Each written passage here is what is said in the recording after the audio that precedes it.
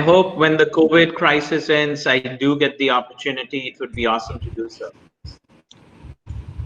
You'll always be welcome, of course. I don't need to say that. Thank you.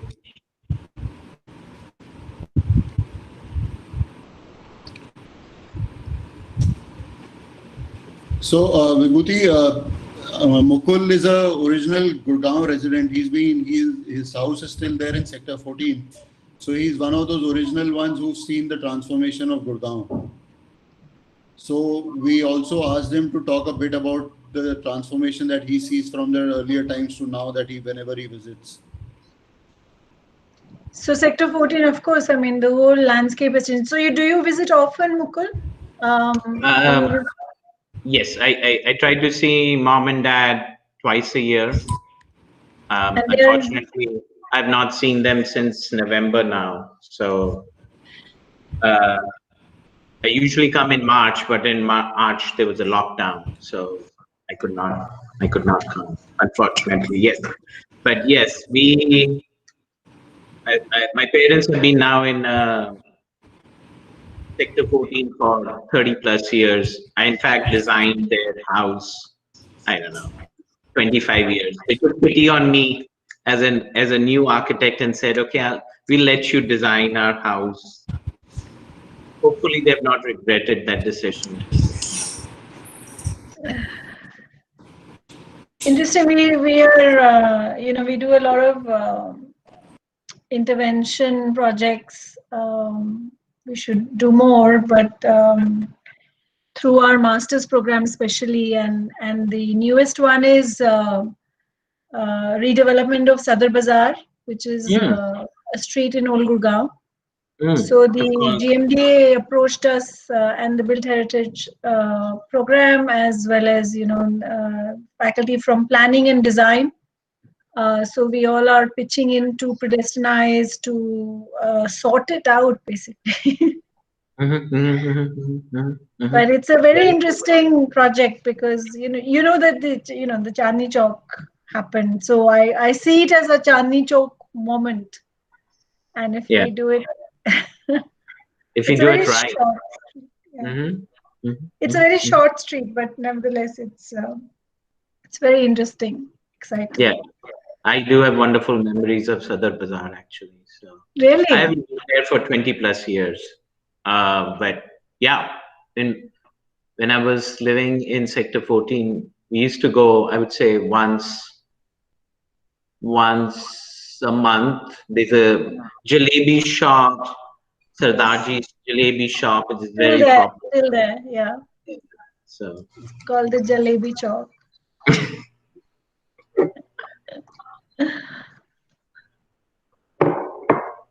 So hi everyone. I was just listening in, jumping in and out of the connection. There's some connection problem. I thought we'll wait for 1 more minute. I think some more students are joining. Let's start at 5:30. Oh, it's already 5:35 exactly over here. Suruchi, are we good to go? Should we start or do we wait for a few more students to join? Yeah, I think Suruchi is presenting, so she can't change her mic. I think let's start. I think we have a long session ahead of us. Yeah, Nidhi, should we start? Yeah, please, Amrita. Or do we have? People are joining in. I'm admitting them. Okay, let's do that. They'll join and the classes are over. Yeah. Yeah. So I think let's start. Mukul, ready to go? Sure. Ready to explode our brains a bit.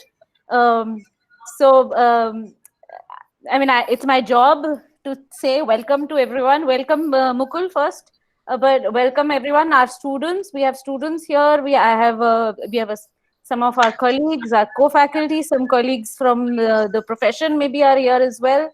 Our dean, Dr. Vibhuti Sachdev, and finally even our alumni, some of our alumni from also Mukul's batchmates who are meeting Mukul or after a long time, even if it's a virtual meet. We were just talking about it. So welcome everyone. So I just want to start this by saying that this is a dual purpose. We have a single purpose here, but it's killing two birds with the same stone that we are doing here today. We are sort of combining what we call our homing lecture and homing series, which is a series in which we bring our alumni back into the fold, where they start homing back with us like pigeons, as well as talking about the discipline, talking to our students, hopefully in a very inspirational way, and we call it the inspirational talk for the UD Masters UD department. So Mukul also says that he is, I heard Mukul say to me the other day that he is a second batch product. He is the product of the second batch of Sushant, and we are celebrating today we're celebrating 25 years. 2020 is the 25 years of their graduation. Silver Jubilee, so we are doing it through a series of talks, and Mukul's is the third in line. And also he's the second batch of his master's program when he did masters in UD, MUD as he calls it, at University of California, Berkeley. Mukul, please correct me if I'm getting anything wrong, and I don't want to say too much maybe. So here we are celebrating this double, it's a double whammy, celebrating Mukul coming back to us and celebrating inspiring each other in this current context where there is so much more that we have at stake now than we had or had realized 6 months back. So I think Mukul will bring these ideas to us, stories, so they are, as Suruchi, can you move to the next slide? Yeah, so Mukul says, stories are powerful and we as humans love to share them. Inclusive buildings and cities tell stories of power, dominance, creation, suffering, love, compassion, resilience, and revival that seep into our soul. So what is your city's story? So I think he's going to come to us from this perspective. And as an urban designer, he's a principal at MIG Inc. He's had a series of award-winning designs for creating thriving neighborhoods and historic districts, as well as livable new communities and university campuses. So I put this in. MIG is a firm that is actually looking at community visioning, strategic planning, landscape architecture, urban planning, and design. So it's sort of a firm that kind of covers the whole gamut of this inclusion inside the urban environment. And I think Mukul kind of plugs into that really, a very pivotal role that he plays in that.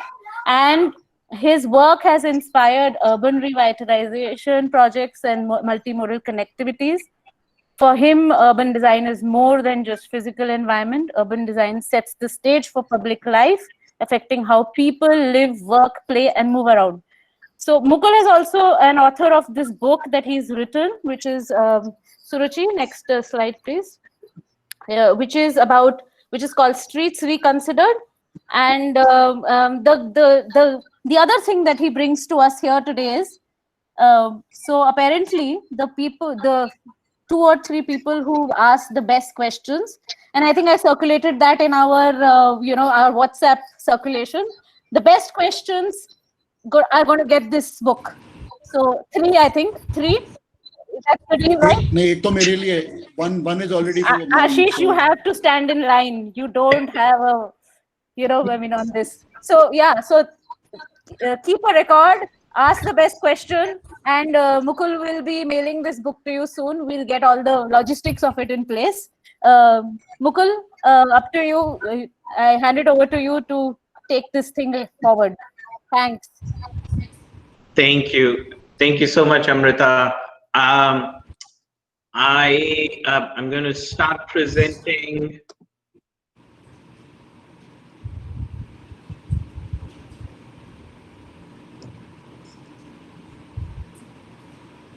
I know it's 5 o'clock, or rather past 5:30 your time on a Friday.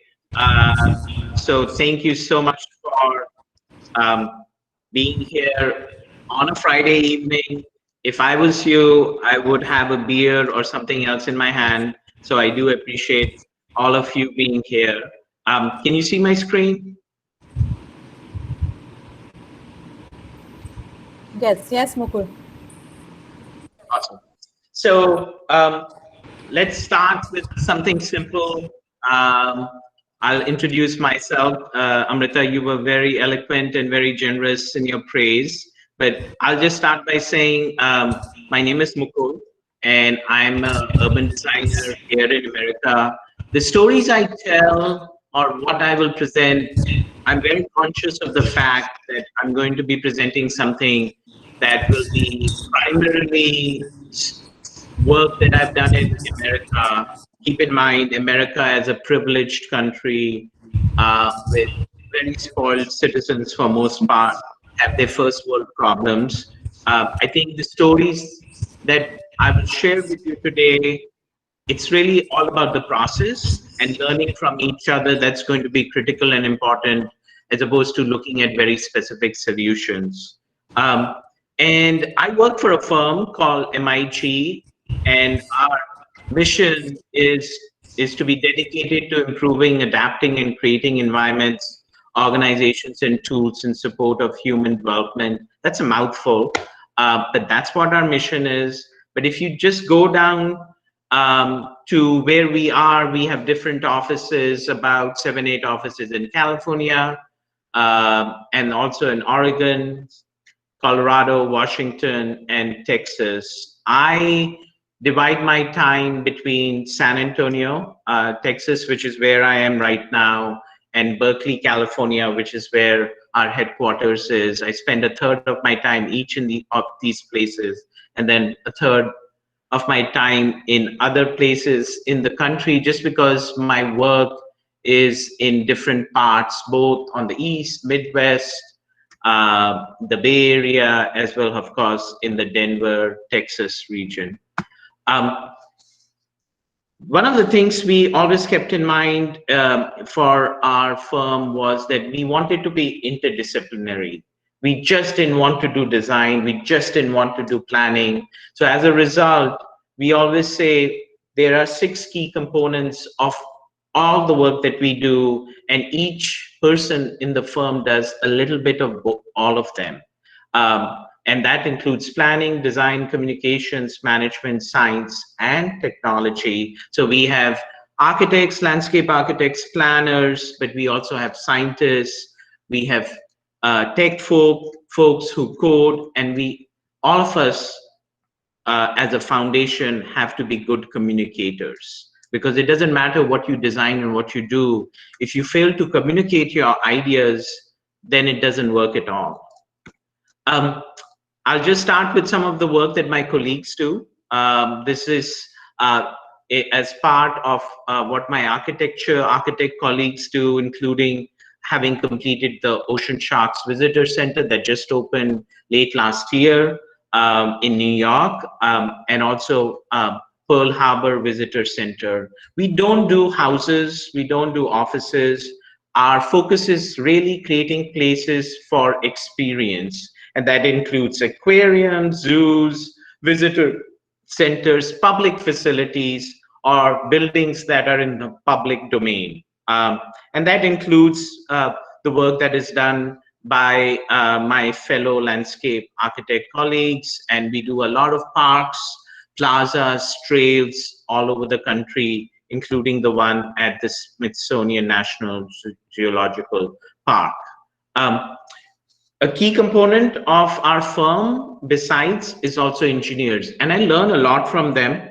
My father, my brother, a lot of my relatives are engineers, and we have actually written the Urban Street Stormwater Guide, because improving the water quality is one of the biggest challenges we have as citizens, no matter in which part of the world we are. And that's the NACTO guide, which now has become the Bible for Asian Development Bank for any projects they do all over Asia. And also in North America, that has become the manual for improving water quality.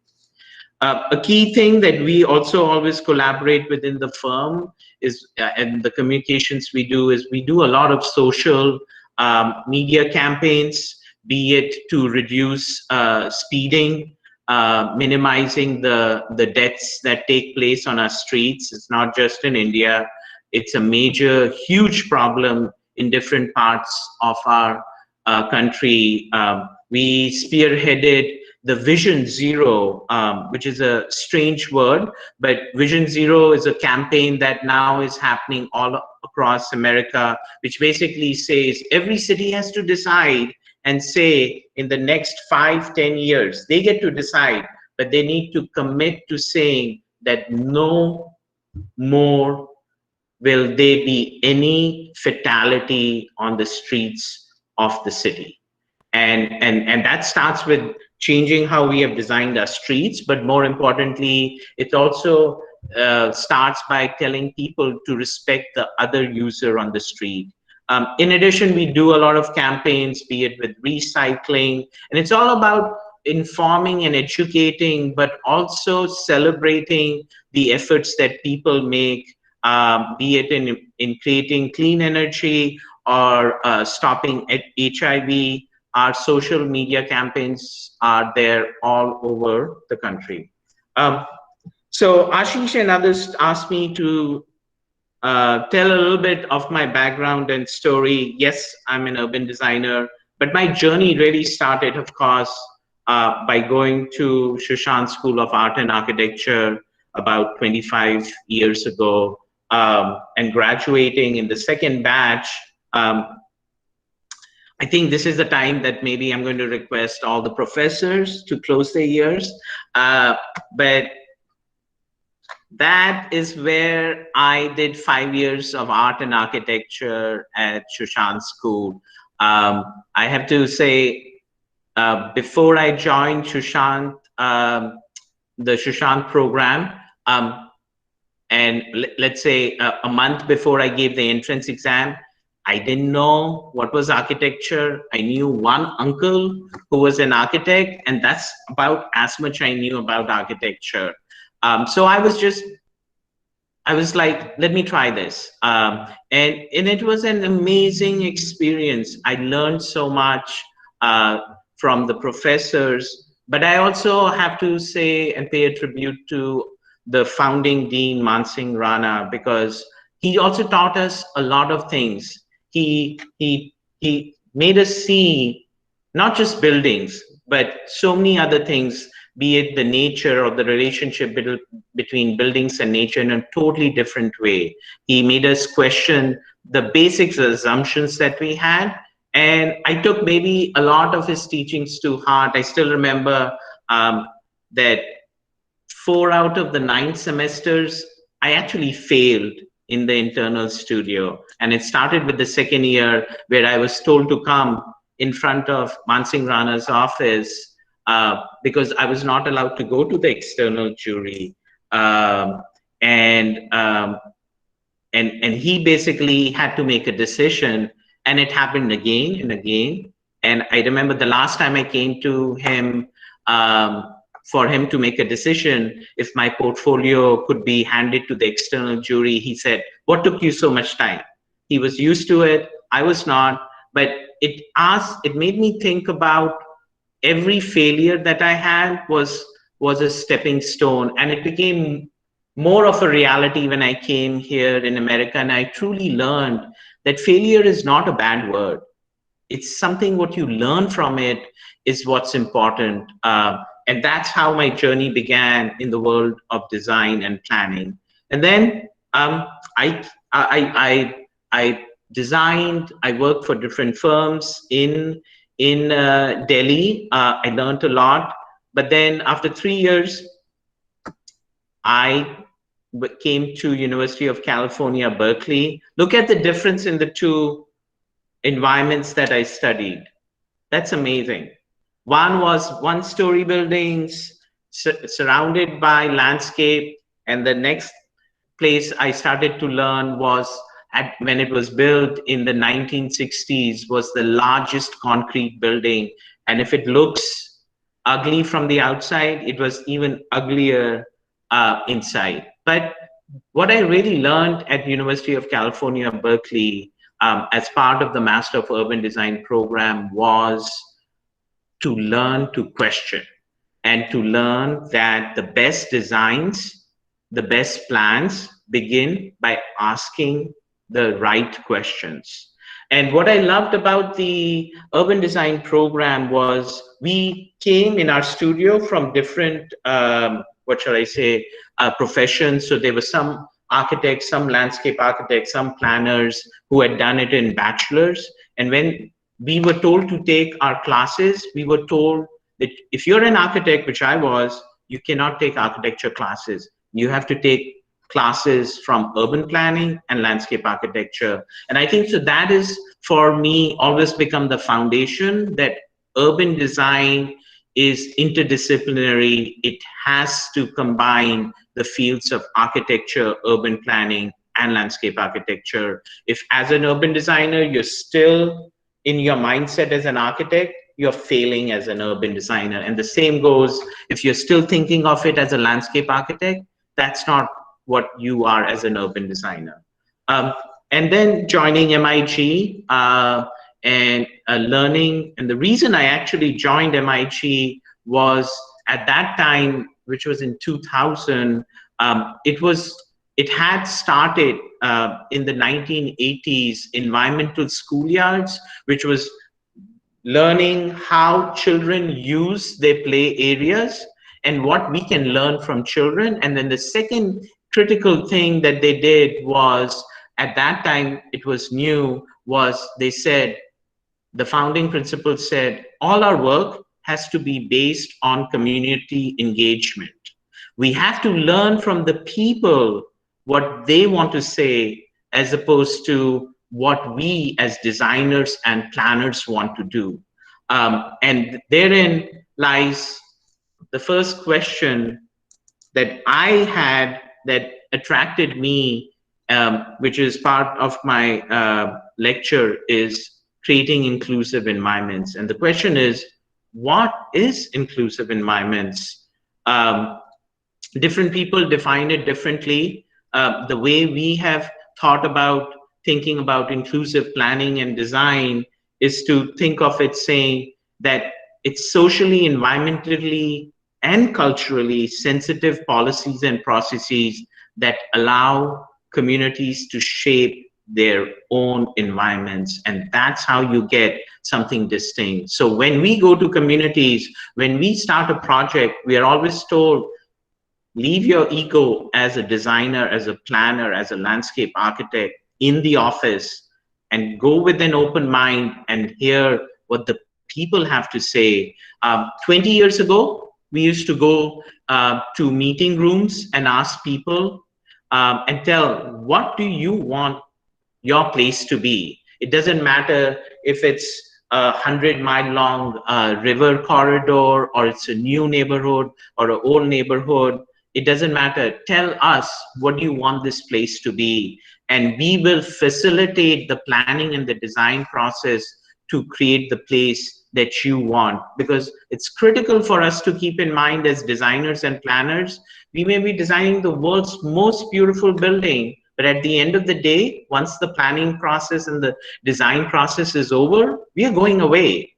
And the people who work and live in that area are going to be left with what we have designed and planned. So at the end of the day, it is very important to tell the story of the people who are going to inhabit the spaces that we design and plan. And it's critical, instead of meeting people and telling people to come to us, about 10 years ago, we decided that's not the right way to do it. We need to go to people as opposed to expect people to come to us. We need to meet people at a time that is convenient to them, because we felt that we were getting the usual people, what we call the vocal minority, people who are very invested in the outcome of the situation, but at the same time, they're a few vocal minority group of people. We want to reach out to people at their own time and convenience, so we can hear a more diverse thoughts from them. And a critical part has always been, if we are designing anything or planning anything that has to last 40, 50 years, we have to incorporate children, because at the end of the day, it's the children who are going to use the spaces. And let me be honest, children have the best ideas. And as a designer, I'm always looking forward to thinking and hearing from what children have to say, as opposed to what other able-bodied people have to say. So the first, one of the first projects as a designer that I did is known as the R Street District in Sacramento. Sacramento is the capital of the state of California. And it was about a 20-block area. It is one of the most historic parts of Sacramento. In the 1850s. It became the railroad that connected the east to the west came along this corridor. I didn't know that when I first visited it about, I think, 15 or 16, maybe 18 years ago. What I saw was this: a totally eclectic mix of things. It had a very vibrant industrial warehouses, manufacturing, but it also had office buildings. There were people who were doing things right on the street. And the thing that amazed me most, because I had not seen it since I had come from India, were people were walking in the middle of the street. And I was like, why are people walking in the middle of the street? And that's something that was ingrained in my mind, and I didn't understand it till I started designing streets after a few years. But that was my first impression when I visited our street. And as you can see from the photos, it shows the vibrant historic fabric that existed that made it a very unique place. Most of the buildings, historic buildings, and in fact, it's part of where 7 different historic districts come together from the south, from downtown, from east, from west, and they all merge because the rail line is the heart line, or where a city usually began. If it didn't begin along the river, it began along a railroad corridor in most cities of the 19th century in America. So as an urban designer, I couldn't wait to start doing, I'm sure what you all do too, start looking at the figure grounds, the relationship between buildings and the spaces between buildings. What were the historic districts? What were the buildings contributing to a unique sense of place along the corridor? But then I also started to do what I learned from my master's, was to learn how does each edge condition work? What works, what doesn't? What contributes to a sense of place, what does not contribute to the sense of place?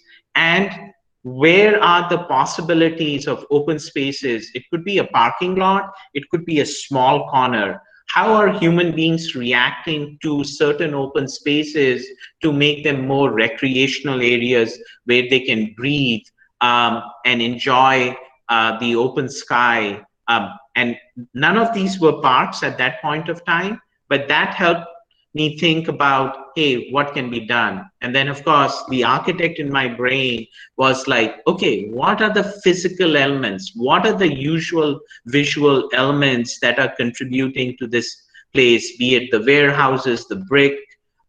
Being from India, I love brick architecture, but also the craftsmanship, be it in a utility pole or the way the rail tracks were installed in the street. It's a very strict, rigid rail line, but what combines it are rubble stone in a very organic pattern. And that started to make me think of what was the organizational framework.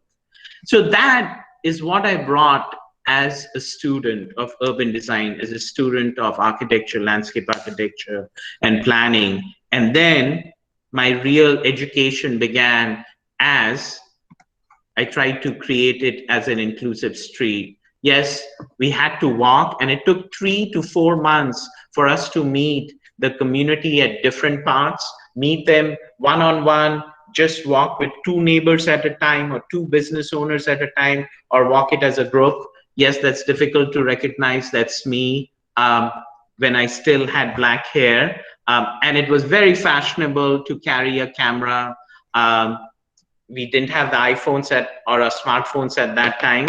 But we met with the people, and we met with the people in different surroundings. We met them in the morning, we met them in the evening, in the afternoon. We basically said, when is a good time to meet? And yes, we exchanged ideas, but we also started by designing and listening to what people wanted. And a lot of people were very scared. Hey, here's a architect, here's an urban designer from Berkeley, and they're going to come for 3 months and they're going to design an area that we have lived for multiple generations. And if you can actually see the language, you can almost see the body language and the fear factor of how my neighborhood, how residents or business owners feel, how their businesses and livelihood is going to be changed. And you have to learn from them. And that was a challenge that my principals at that time told me. You have to make sure that you incorporate their ideas, you build on their ideas as opposed to any preconceived ideas I had. And that was very important to me. It was a painful process. It was really taking down your own ego as a designer. But when that woman, Betty, presented, and she's still there, she's 85, and she still lives in the neighborhood, and it's her neighborhood. And it's what I learned from her and from others is what in the last 10 years, it took about 3 years to create the urban design plan and about 10 years to actually get it implemented. But as things stand today, all of it has got implemented.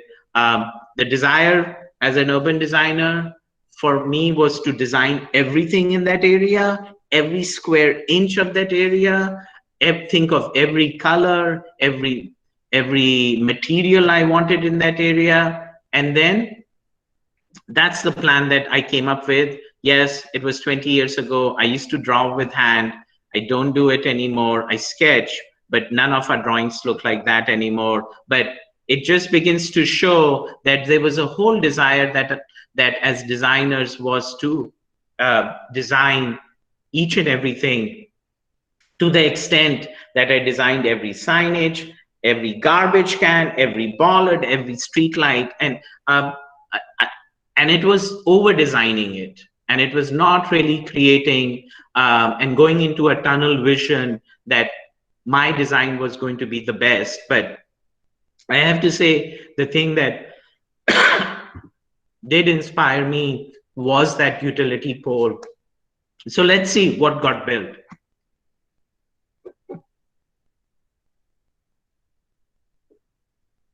So we see different types of housing. It's an artist colony. It remains an artist colony. It has more typical traditional American wooden buildings, but it also allows for that eclectic architecture that you saw as part of our design standards. We made sure that no architect could design more than one building along the corridor. So you got this diversity and the eclectic character, which is part of the DNA of the project. What was also important was that all the historic facades, they just didn't had to face the building and had to be preserved, but they had to be continued inside the building. So the Orchard Supply Store, which was a major institution in that area 100 years ago, remains, and it has become repurposed as a restaurant, but you can still feel it when you're inside. The artists still design on the street. It's one of the few areas where they're still allowed to do so, but those art galleries are then continued inside. So what you see on the outside is then continued also on the inside. Our focus as a firm has always been, like I said, not so much on buildings, but on the open space. And that's what you see. And the focus in our case, as we did the design development, was focusing on creating the community gardens, the streetscape, landscape along in the public right of way, and ensuring that the buildings continue to embrace the street, because that was so unique about our street. And on weekends, this has become one of the #1 area to visit and experience your own city of Sacramento, be it during the day on a weekend or during the night. That's what is life that happens when the businesses, the warehouses and the industrial units close, but the retail and the artists' lofts remain open. A totally different example as an urban design project is what is known as Yesler Terrace in Seattle. This is one of the first public housing, affordable housing in the city of Seattle. As you know, Seattle is the home of Amazon, the biggest internet company. It's crazy big. And when they decided to come to downtown Seattle, they actually changed the whole city. And Yesler Terrace, which had about 290 units of houses, it always housed people from 17, 18 different countries, immigrants from all over the world. And the challenge was, how do you take this space that previously housed more than or less than 300 units and let it house more than 5,000 housing units? And that's what we tried to do, and still ensure that a quality of life was created. These are some of the buildings that have got built in the recent past. They are modern, they're mixed use, they have retail on the ground floor, they have residential, but they also have roof gardens, which we did not design. Our focus has been on designing the open spaces and the streets and making sure that, and this is something I learned through the hard way, is that we have to understand that people from different cultures respond to even open spaces differently, and it needs to work for people of all ages, of all races, gender, sex. It does not matter. It needs to work for all people, and that's what we are doing. This is an ongoing project that will take another 5 years to completely finish, but it's been a learning process of how to create a really diverse but an integrated and inclusive community. So Amrita mentioned, one of the things that has been a passion of mine is to design streets. And in 2011, I, along with other colleagues at MIT, we applied for a grant from the National Endowment from the Arts. And we basically said, we want to understand what is the role of streets? What should streets be? Not just in our country, but all over the world. In the case of America, streets occupy nearly 33% of the space. And the streets are usually so big that you can land planes on them. And if we are creating, and I have to say, every time I go to Gurgaon or Delhi, I see a new flyover come. And every time my dad says, it's really going to improve traffic. The next time I come, it's absolutely full. And gone in that creation of that, creating streets for cars, is that human being. Because we are taking that, and not to mention what exists on both of them, because it's not possible to create anything humane if you're designing streets or any places that move people that can be worthy of landing planes in.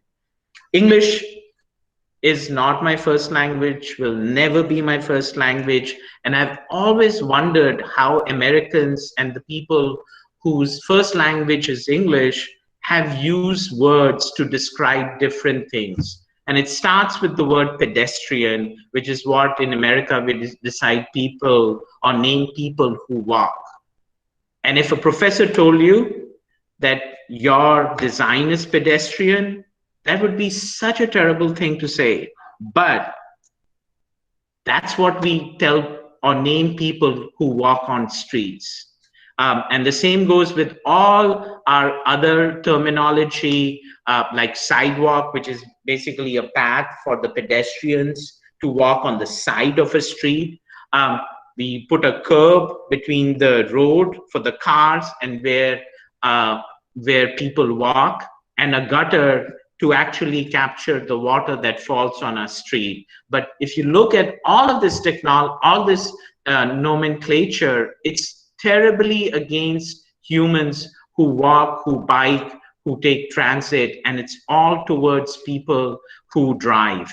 And of course, a phrase that I learned in America is joined at the hip. And I basically asked someone, what does that mean? And they basically said, it's the relationship human beings in America have to their cars, because it's inseparable. And each time I've gone back to India, that's what I find, is more and more people want to own cars, which is not a bad thing.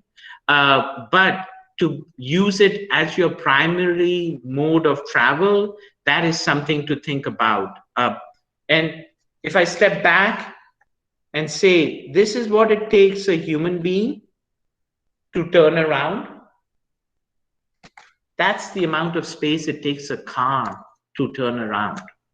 And if we are designing now for that turning movement, as opposed to that turning movement, there is something dramatically wrong as to how we are designing. And so with that in mind, when we applied for the grant, we asked the question, please, please, please, can you give us some money? Because we want to explore what if streets were for living and not just for driving.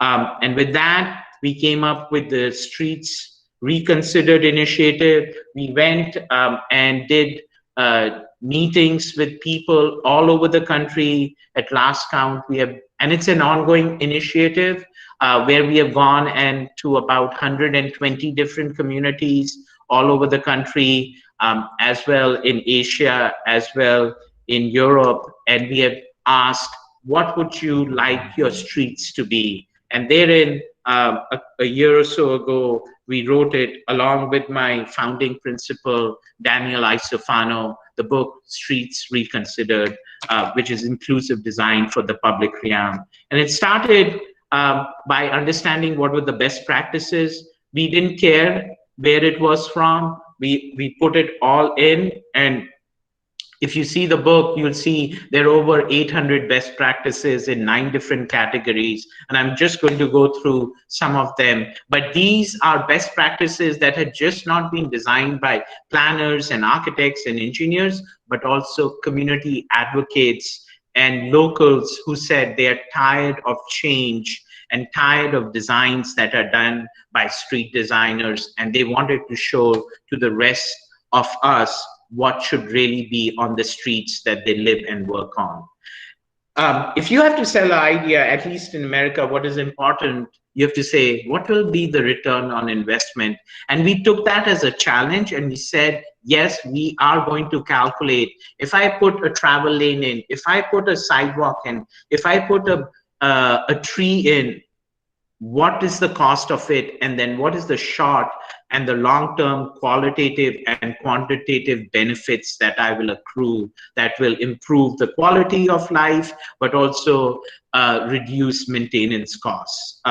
So the first thing, of course, is mobility, and especially multimodal mobility. The first project I'm going to show is the first street I designed in America from start to finish, talking to the community. This is West Capitol Avenue, which connects downtown Sacramento to the city of West Sacramento. As you can see, there's some very creative people who name their cities.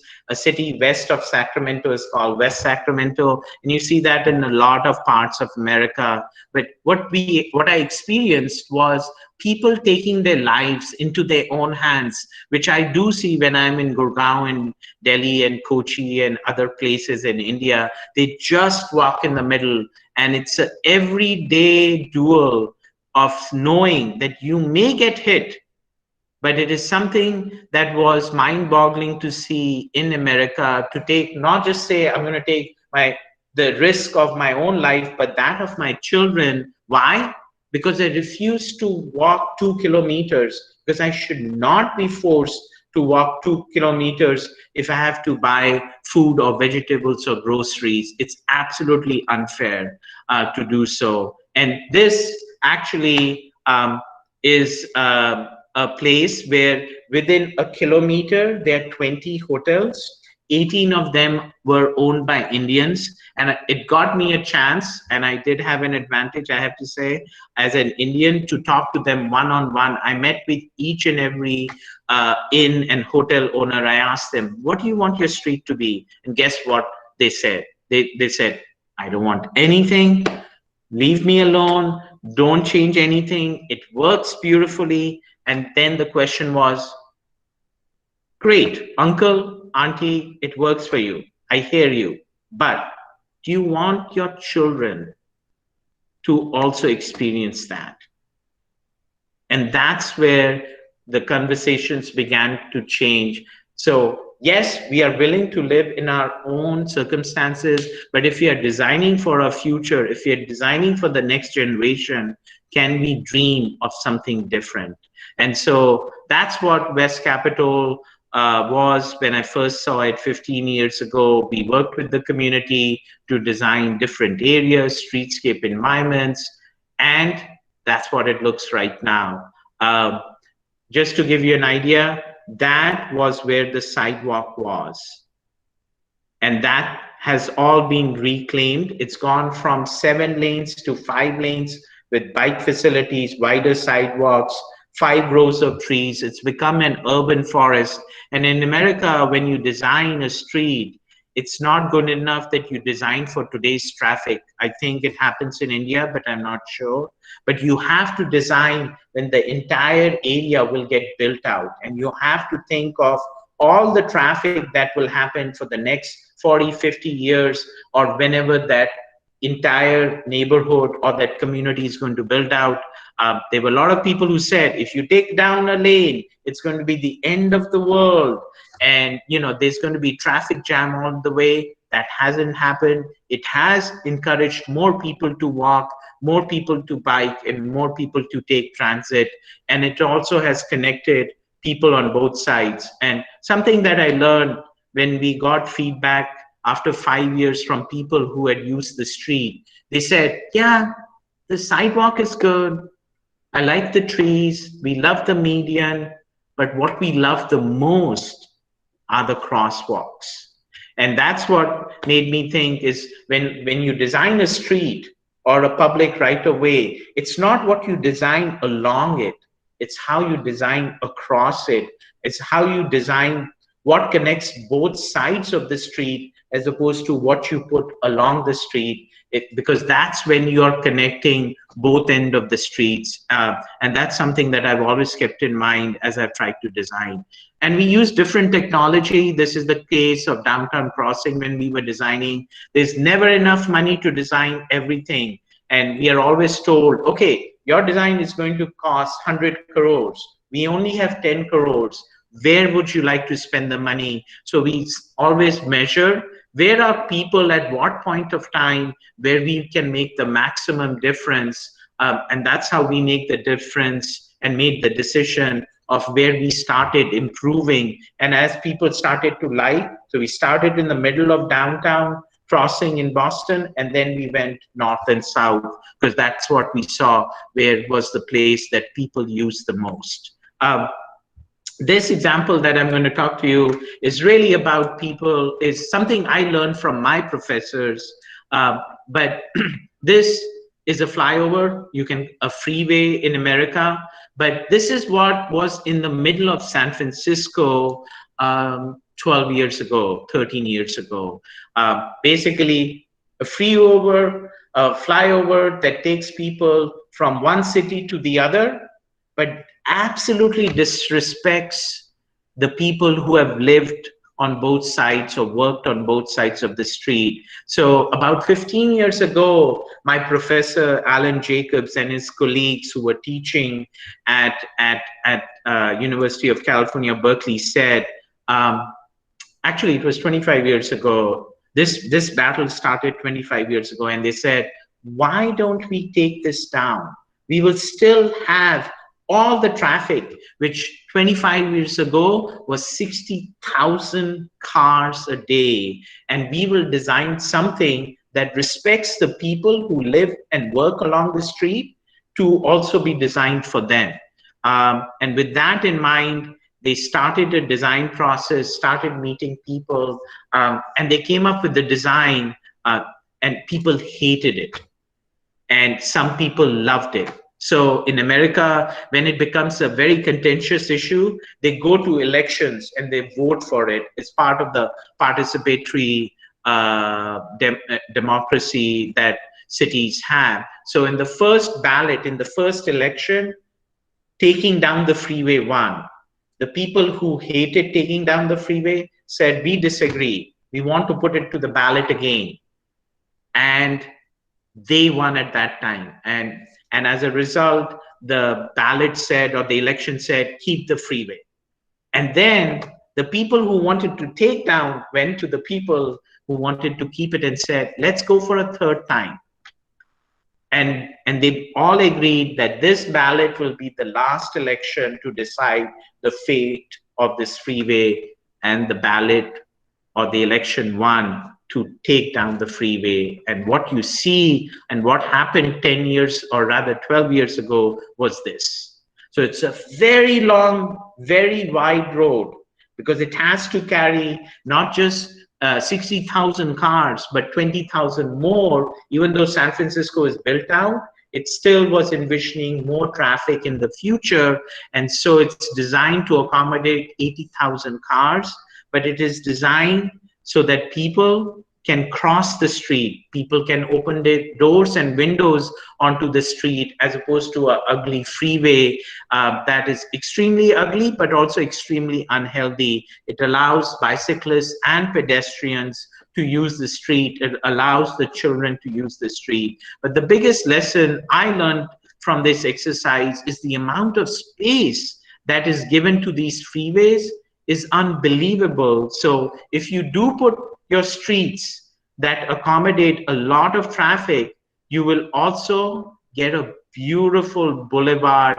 You will get more than 100 trees that can be planted, that changes the overall environment and the air quality of the area, but also allows people to embrace the street. And there was so much land that was left that it was repurposed to put in new housing for low-income people, and also a much-loved park, which is in the middle of the street at the end of the freeway, which has become the place where all the people of the neighborhoods gather in this area.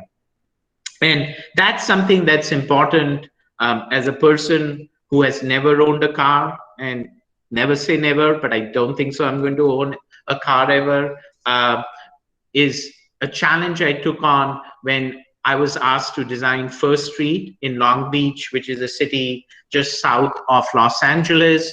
And it is a place where 30 different bus lines and trains come, and they come from all over the region. And this is a metroplex of Los Angeles. And my chief aim, after talking to people, I asked the people who take transit, what do you want this street to be? And time after time, they said, I don't want to be a loser. As a bus rider, I feel I should be ashamed of taking a bus. And I want this place to be something different. It should celebrate what I am as a person who takes a bus, as opposed to someone who's looked down upon for taking buses. And the design that we envisioned with them starts to minimize the amount of space that is given to the asphalt, connects both sides of the street, and also creates a place where each shelter is now an art gallery. Every 3 months, the panels along the shelters get changed and a new artist comes. that celebrates, and it's always interactive media, visual art, that is part. So as you're waiting for the bus or you're for your train, you're actually in a very unique environment which changes its character and its place as you experience it. The other thing that we did was we said we're going to change what each shelter is called. And when I first came there about 10 years ago, very creatively, and this is serious, I asked them, who named these shelter? And was that consultant or designer paid? And they said, yes, they paid him money to name the shelters A, B, C, D, E, F, G, H. And so, you know, as designers, sometimes our reference point can be very low. And we took that as a challenge and we said, what is so unique about the city of Long Beach that you don't have it in other places? We will build on the names, because people by that time had got used to, oh, go to shelter A or go to shelter C and take your bus there. But we said, let's build on that and use that to celebrate what is so unique about the local community and the natural environment, the species that you see only in Long Beach, and that is unique in the natural environment. And that was integrated in the art.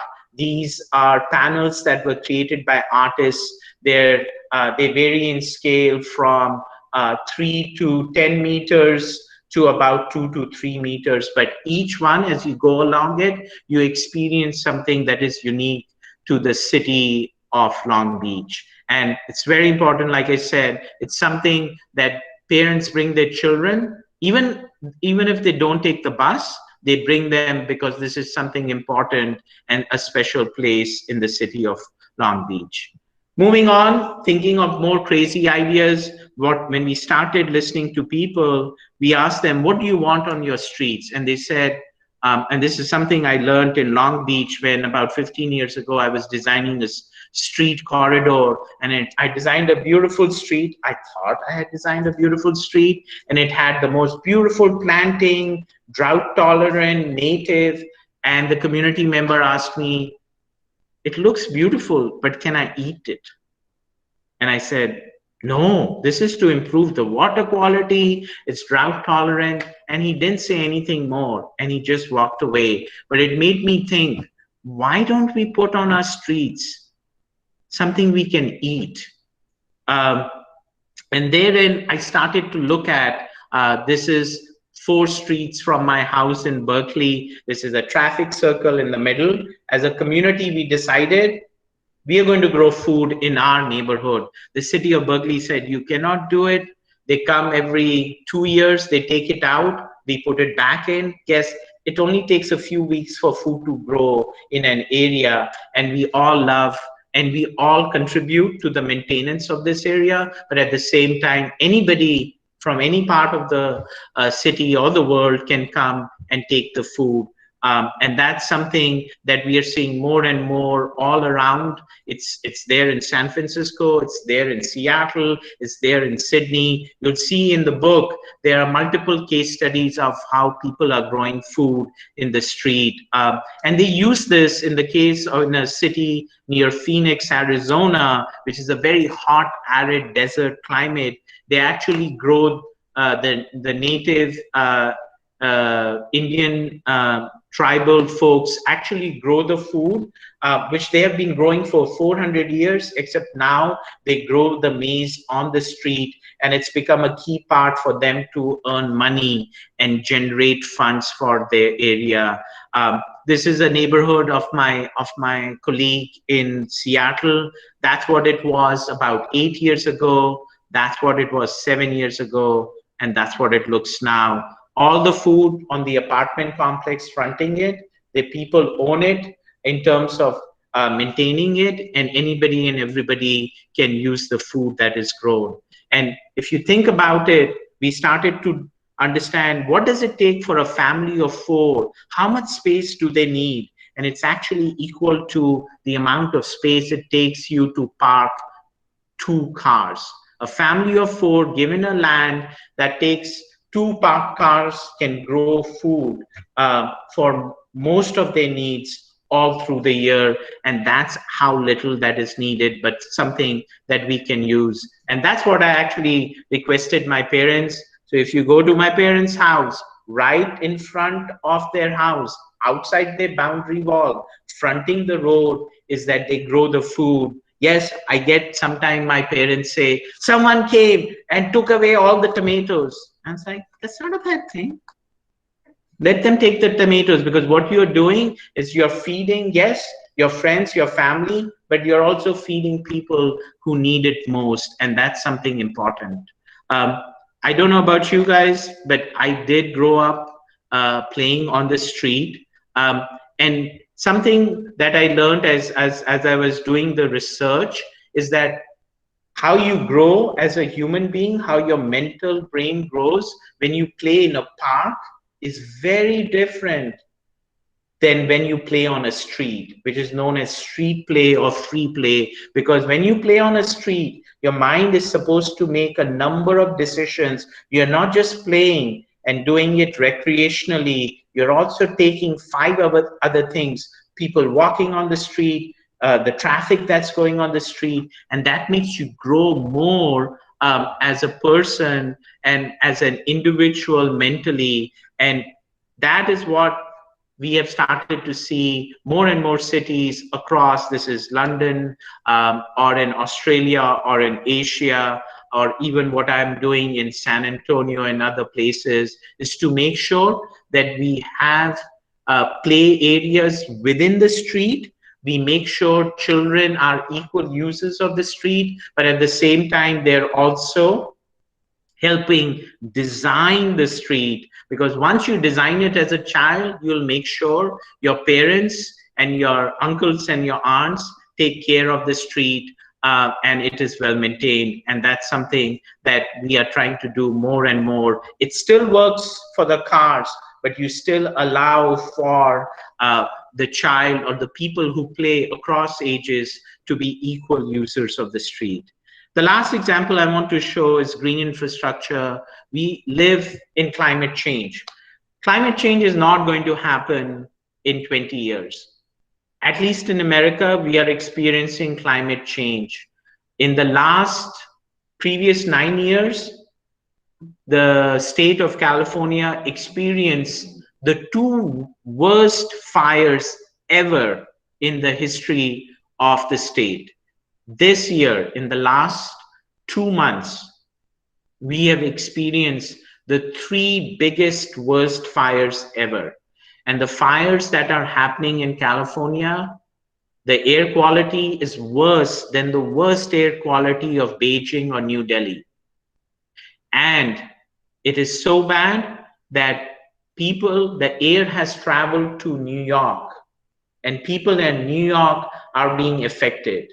So the need to respond to the new normal, which is climate change happening, is critical. And therein lies the challenge, is to think of infrastructure as not something that's underground or it's lights or poles that are overhead, but to begin to redefine it in a totally different way. About 15 years ago, in America, different cities started to look at improving the water quality. This was before the climate change discussion was happening, but the thing was, how can we improve any and all water that falls on the ground? And we started to build as a firm was stormwater planters, so that any water that falls gets improved before it goes into any pipe or any river or any bay or any other water body. And in this case, in the city of Paso Robles, 80% of all waters is improved before it goes into the nearby river, and it has become a great amenity. The other key thing is to start to say, but what if we did beyond water? What if our streets were used for something that generates food, generates energy, minimizes waste, and also creates habitats for our bees and pollinators who are important, so that we have a consistent food supply. So these are some examples. These are not streets I designed. But be it in Chicago, where it's a windy city, they have wind turbines incorporated which light up the whole streets, or geothermal energy that we see more and more in Northern Europe that is incorporated in everything they do. I love this example. It first started in London and other places in Europe, and it was started by the creator of PaveGen, which are basically tiles. When you walk on them, they generate energy, and was started by a person who was always scolded by his principal as he was growing up, because he used to love running in the corridors, and the nuns used to tell him not to run in the corridors. And he said, no, if I run, if I walk, I should be awarded. And that's what's critical. And it's even now in Washington, D.C., and it's slowly happening in other parts of even America. This is DuPont Circle, where the Indian embassy is, and it has all of these tiles where people generate energy that lights up all the street lights as they walk by themselves or with their children. And the same you see in Sweden, in Norway, in other Northern European countries, is that there are solar panels being laid in the bike lanes, and they generate energy. So the pedestrian is no longer someone who's dull, but the pedestrian or the bicyclist is someone who's generating energy, which is what a car is not doing right now. And that can be incorporated in everything that we do. And we have done successful models where we have said, for any house, for any office building that fronts onto a street can handle the energy supply of what the building or the house needs, and that becomes a critical element. So the 33% that we said, it's something that just about a 5-minute walk from where I am here in San Antonio. What I have got the privilege of doing is start to say, let's start to slowly take down the freeway in the city I work in, create that space to create more buildings.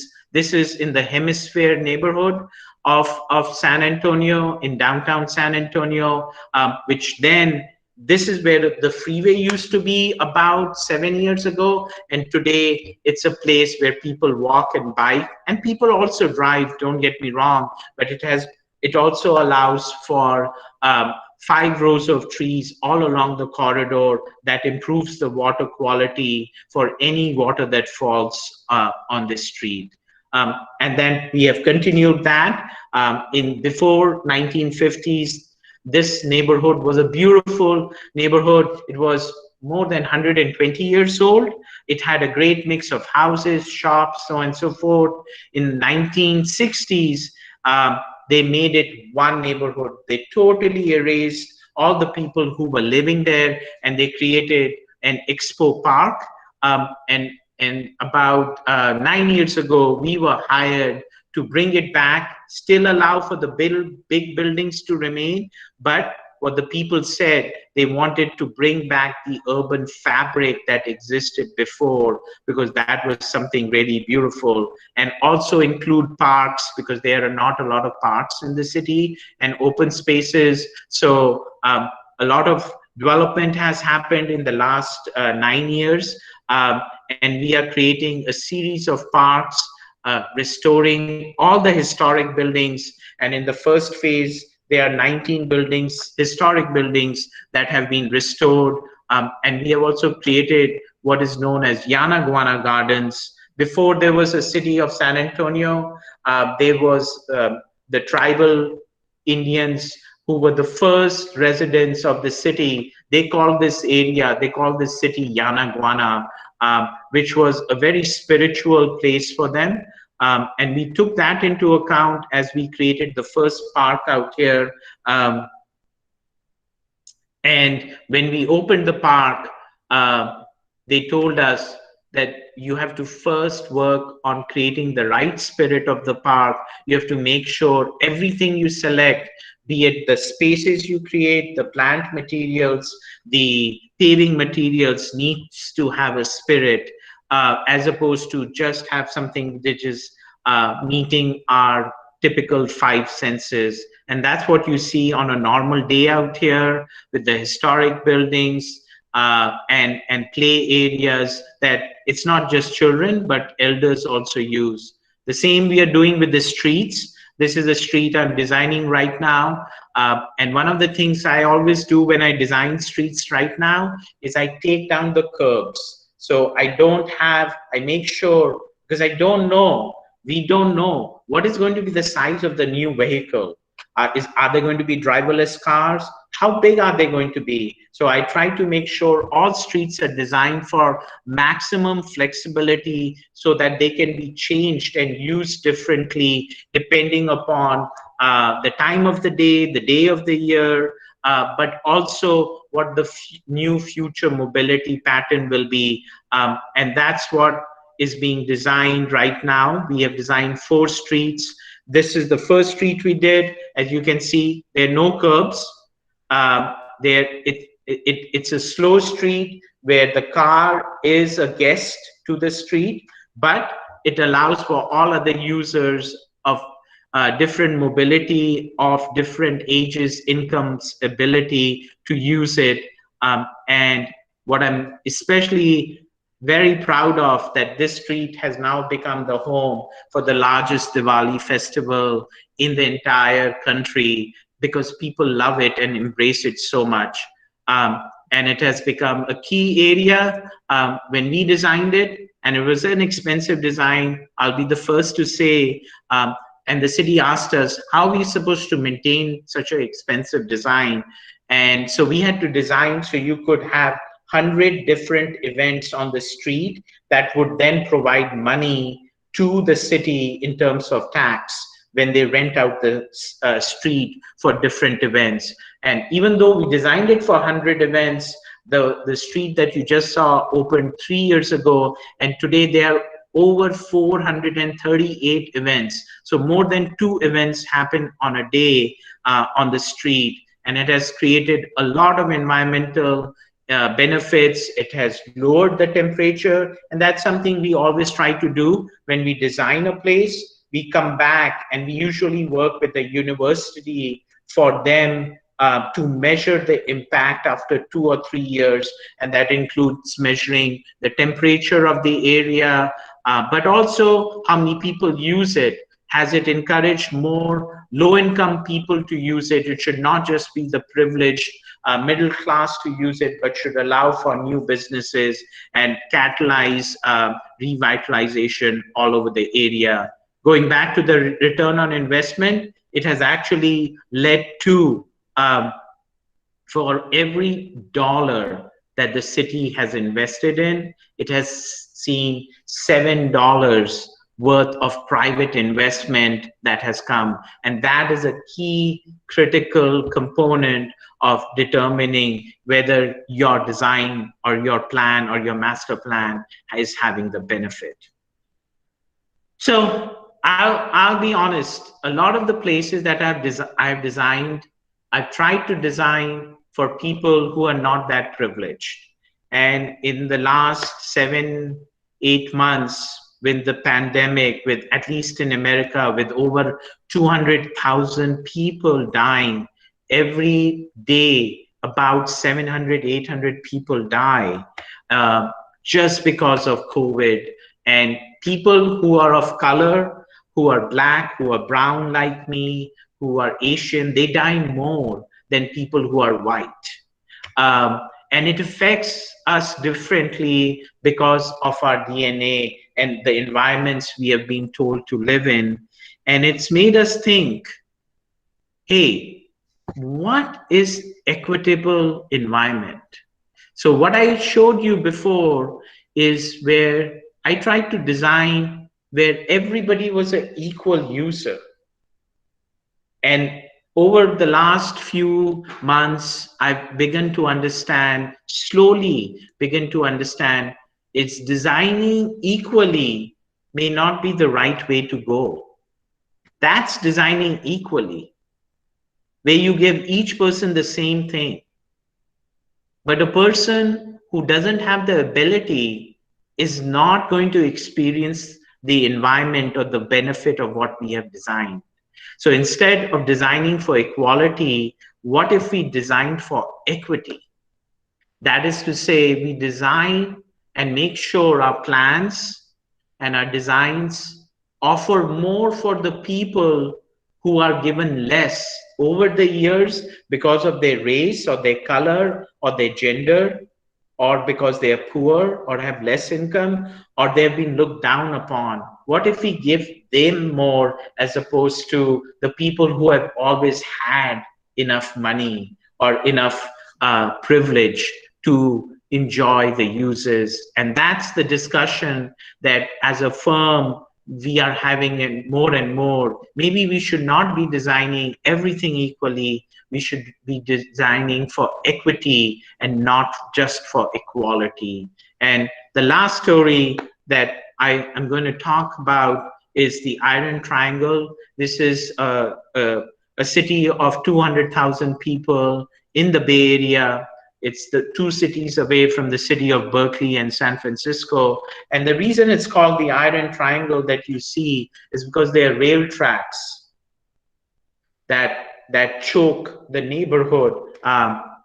In the 1940s, it was a vibrant neighborhood, and it was 90% people of low income, people of color who used to live out here. And 10 years ago, it was unfortunately known as the most unsafe neighborhood with the highest number of crimes in the entire area. When I walked this neighborhood, this is my first experience that I got. And it was not a safe place. In fact, whenever I was told to walk, people told me, don't walk alone. And we have started this process of actually designing different parts of this neighborhood and thinking of designing for people who need it most, as opposed to someone in San Francisco who lives in a high-rise tower who needs a beautiful roof garden. And that's what you experience. You can see the bullet holes on a number of signs as you walk along it. This was our first project that we started. This is Elm Play Lot. This is a tiny piece of land and the only park that the entire neighborhood has. Unfortunately, every time they designed it, it got removed, it got vandalized. In fact, the last time they designed it, it got burnt in 2 days because people didn't think, even though they didn't have an open space, they didn't think it was designed for them. And we went on a very long process of actually saying, let's then restart what a park in your neighborhood should be, could be, and a park that you will make sure doesn't get burnt and it stays for multiple generations to come. And again, putting your ego into what a park or a street design should be in the office that we design in, and walking with the children, with people of color, asking them to tell us what is it that should be designed. And that's what they said. And they said, we want it to be a design that we can be proud of. They designed each and every corner of the street, everything that they wanted, every tree that they planted, they thought of the place. They asked us, would it work? We said, yes, it would work. But they made the final decision of thinking where it could be, what type of tree, to the point that every tree now that has been planted has a name to it, because they have complete ownership. They designed the roads where they wanted to walk. When as planners, 5 years ago they came, the planners said, Harbor Bay should be the place that people should walk. And the residents said, we'll never walk on Harbor Bay. We're going to walk on 8th Street because that's the street that we like to walk. And going back to the Elm Play Lot, that's what they said they want their park to be, because it tells the story of themselves. It tells the story of how they have lived in this area. It tells the story of individuals, and despite being the worst crime-ridden neighborhood in the entire country, they are proud that the people who still live have survived. And so we started this process of designing the park with them. Each and every piece was designed with them. They didn't want a play area, play equipment that had been built by a manufacturer. They said, why can't we design our own play equipment? To the extent they came up with such beautiful designs that people now have seen it, and now they're getting orders by cities in New York and Boston to help design for them, because it is made up of so much love, but it also has a craftsmanship that this area was really known for. And it's become a place that children love, it's survived, it's thrived, and we are building the next set of streets for them. So as I end my lecture, and it's been a long one, I ask you the question, what is my story? As individuals, as you study in, no matter what program you do, you have a beautiful voice and a voice that everybody wants to hear. But as you think of the story that you want to tell, you also need to understand what are the stories of other people that other people are not sharing, and how do we tell it? So with that, I'd love to take questions from all of you.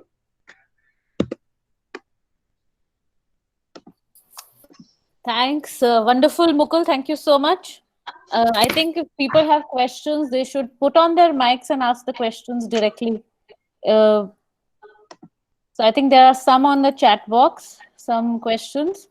Ritesh Chaudhary or Avtar Bhalla, would you like to go?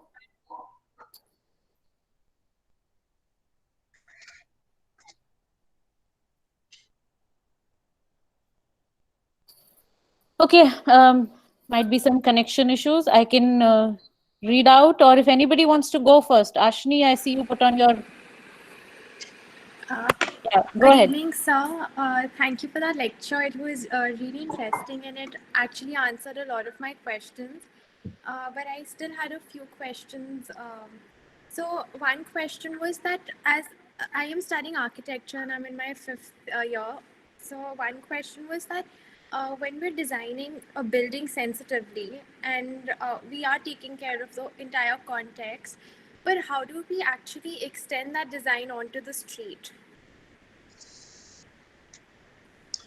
You just say, as an architect, it's not just important how I design the building itself, but how the building talks to the surrounding context. In fact, you say maybe it's even more important that what's in the surrounding context, or how my building respects the surrounding context, is even more important.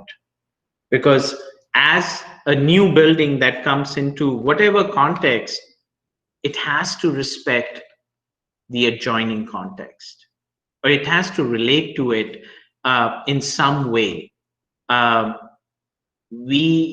Our design profession is notorious, and it's not just about buildings. It's also, if you are told to design a park, you'll always be given a piece of land to design the park. And you'll always be told, no, you can't go outside. That's outside your project area. And you have to sell why is it important. And it also means you will not be able to you're not putting 100% of your budget into that project, which is within. And you say, no, I have to give back. And that's what I always say to my clients. I'm sorry, I have to give back. No matter if I'm designing a piece of land, that piece of land has to give back to what's around it. And I guess I have to be honest, one of the things, because at least 20, 25 years ago, there was no chance you could do that. And that was one of the reasons also in our firm, we had to, we started with the community engagement. Because when we said to the person who was responsible for the piece of land, for the building, we said, 300 people are saying they want to see something outside this building. That's when they wake up. and say, yes, maybe it makes sense. It's not always easy. It doesn't work always, but at least you know you can try, and you have a chance of convincing whoever is responsible for the land. Yes, sir. Thank you so much. May I ask another question? Go ahead. When we're designing public spaces, and like you said, you spoke about parks and streets, we're designing for a community which is constantly changing in terms of diversity, time, like at different levels. So how do we design for such a community which is always changing and on the move? It's a constant struggle, and therein I would say a couple of things. You always design for flexibility. Like when I started designing to grow food, I have to say it worked the first 2 years. Then I moved, and I could no longer take care of the traffic circle, and my neighbors moved. And then for 1 year, it was in shambles. But then new neighbors came in, and they started growing other stuff. The important thing, what I learned is, if I ask my neighbor, or if we think of it, and you say, can you grow food there? They're not going to grow food there. But if you tell the story of how, we had an 80-year-old neighbor who couldn't go to the grocery store. She had no car. She wanted to be able to grow. She had grown food. It's a story you remember. And the new people who come, it may be a new building user, a new street user, but they always remember a story. And that's something we have to always keep in mind. Human beings relate to stories. If you say in your project, I created, 30,000 kilowatts of power, this, that's not a story. That's just telling literal facts. But if you weave it in a story and you say, hey, this is something creating energy that was important to the people, and it is important to them being sustainable. It helps the poor not pay for electricity. That's a story you tell. And that's what motivates people to become part of a larger community, as opposed to say, oh, in my neighborhood, you have 200 trees. No, everybody in the Iron Triangle neighborhood now knows there's a name to the tree. Each tree, that is Betsy, that's Dean, that's Paul. It's funny, but you never forget it. And trees have never survived in that neighborhood. And since we started planting that, or the neighbors started planting that about 3 years ago, all but one tree have survived. Wow, that's really great. Thank you so much again. I have 2 more questions, if you don't mind. Ashni will go at that after we go through other people. Sure. Yes, ma'am. Definitely welcome, but afterwards. Yeah, you can put your question on the chat in any case, just in case if we don't have time. Okay, I'll do that. Yes, yes. So I would like to actually bring up this question which Ritesh Chaudhary has put up. If he's here, he might as well take it up himself, but I can read off the chat box as well. So he says, in India, when we are able to have these public spaces designed and planned in a manner like you have done, I mean, is it possible in India? The challenges are different. There are different scenarios for streets. Who would be responsible for these poor streets? Is that the government? Is that the people? Encroachment, our mindset, the width of roads, which can't be enhanced, or something else? So, how does all of this shape out for an Indian scenario? You work in India.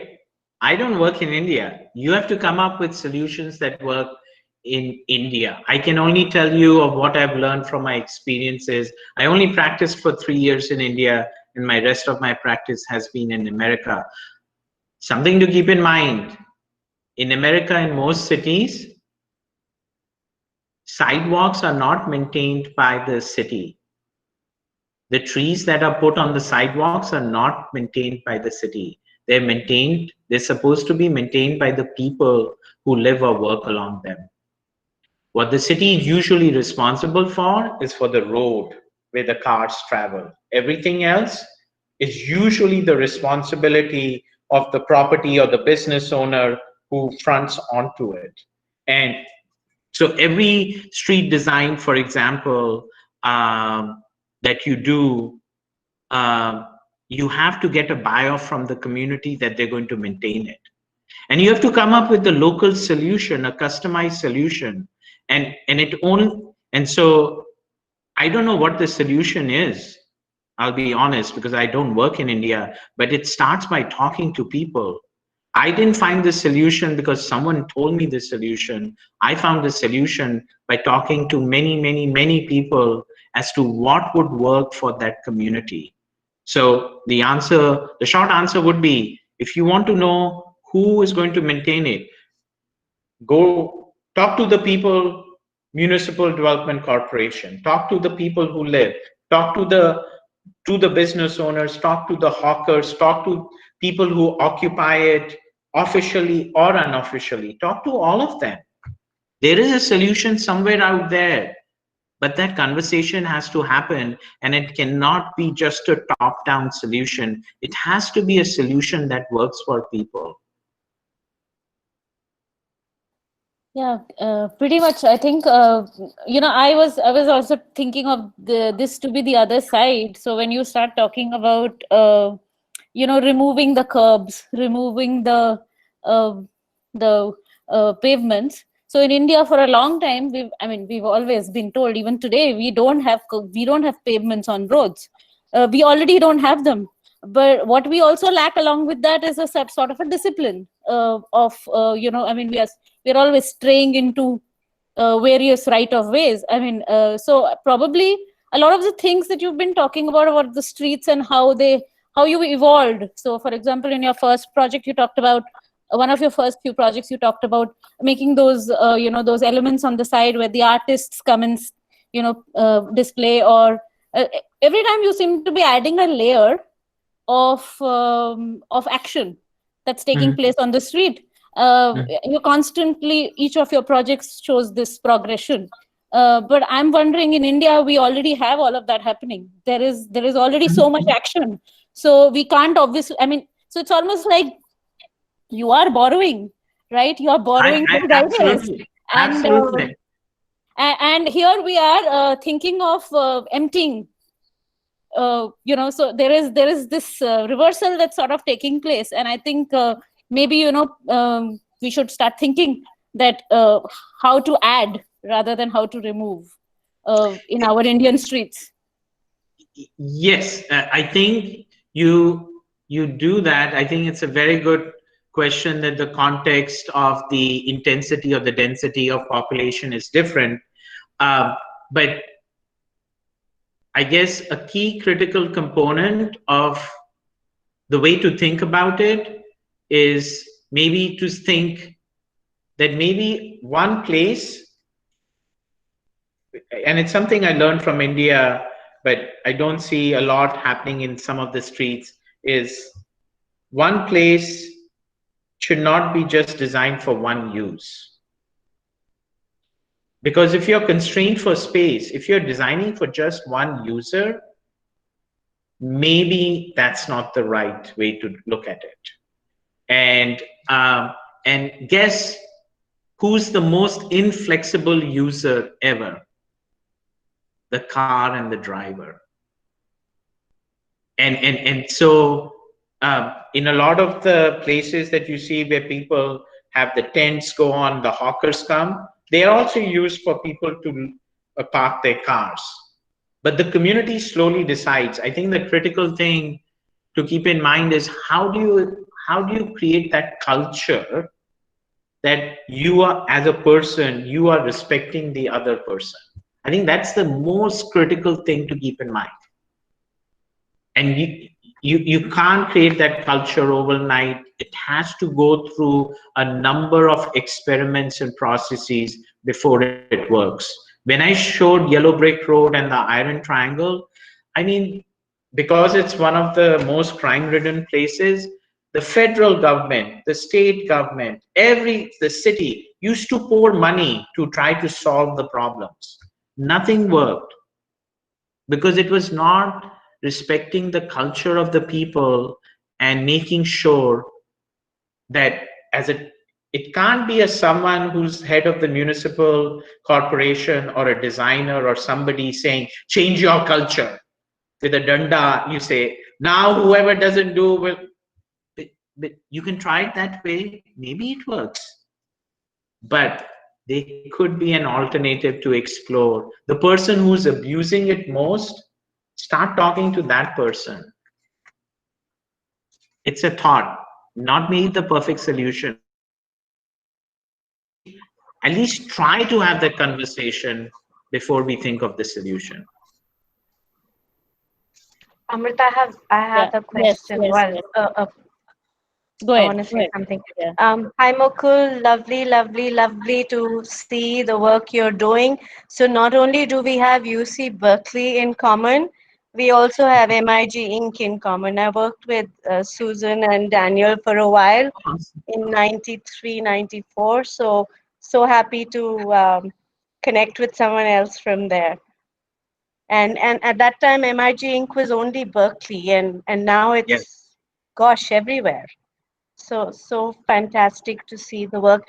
So I was going to say that gated communities is a bad word in the US. And one solution we have for India is to take down our boundary walls. If we have to embrace that publicness of the area outside where we live or work, I think taking down the boundary walls would really help. And it's an idea that everybody kind of says, don't even think about it. But I think it's very worthy a proposition. We can start with Sector 14 first. That's where my parents live.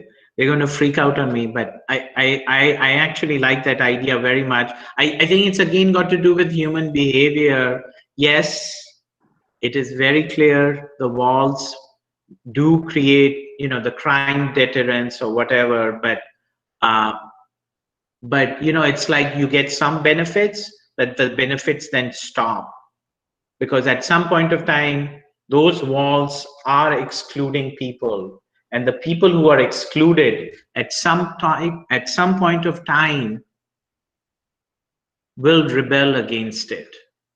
And that's just something to be kept in mind. It may not happen today, it may not happen tomorrow, but all the walls of inclusion, and it doesn't need to be a physical wall, it may be a wall that is created by privilege, that is created by money, that is created by class. If it excludes you, you may get a benefit in the short term, maybe for the next 50, 60 years, but at some point of time, it is going to create a backlash. Exactly. Yeah. Thank you. I think Suruchi has a question. Yes. Yeah, Abhyuday, let Suruchi ask and then we can go next. Yeah. Okay, Suruchi, go ahead. No, go ahead, Suruchi. Yeah. So 2 quick questions. Thank you so much, Mukul. And a lot of our students are attending this. I'm sure they have a lot of things clear on their head now. Just for a little more clarity, maybe for them and for us.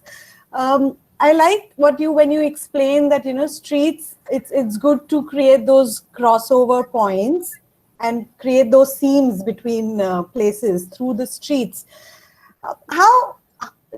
Can you guide us to how can one really decide on these crossover points? What could be those parameters on deciding, okay, this is the point where one can create a crossover? Because in India, it's usually at the signals, which we call the zebra crossing. So you walk down the whole street and then wait for, the green to turn red and vice versa, and then check all the 4 points and then make your crossover. And that whole charm of crossing, because you wanted to reach somewhere, is somewhere lost. Yeah. That's one. My second question is, how do you see your streets transform post-pandemic? So yeah, these are my 2 questions. So I'll start with the crosswalks.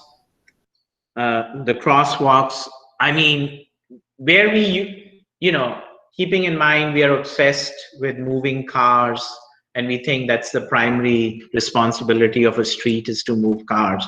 So it's a constant struggle if you're trying to incorporate, either maintain the existing places where people cross, or maintain a place, or create a new crosswalk. I always look for the desire lines of human beings. And they're usually based on if they're looking for a major entry. For example, the photograph I showed you in West Capitol, that connected a major employment area, which was a city building, to a community center on the other side. And so those were the two big desire lines that people were crossing.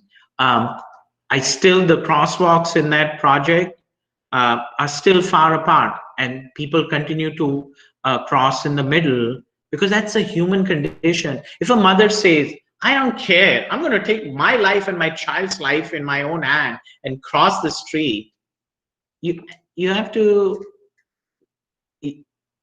I mean, that is the reality.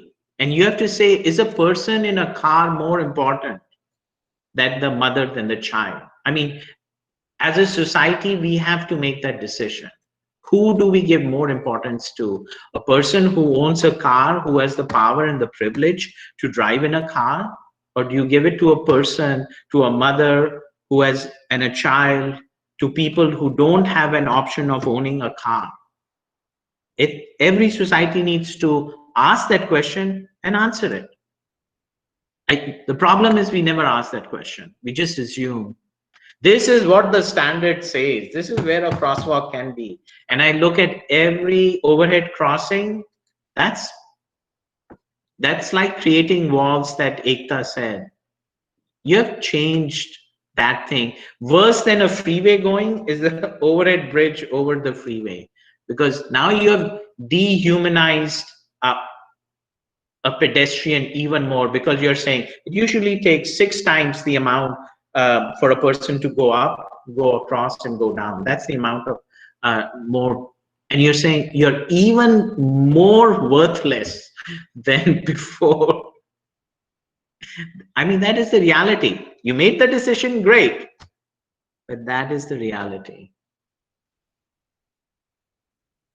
Going back to the post-pandemic, I think so. There are two, three things that we are doing in post-pandemic that is again, a first world solution to a first world problem, is I think redefining structure is.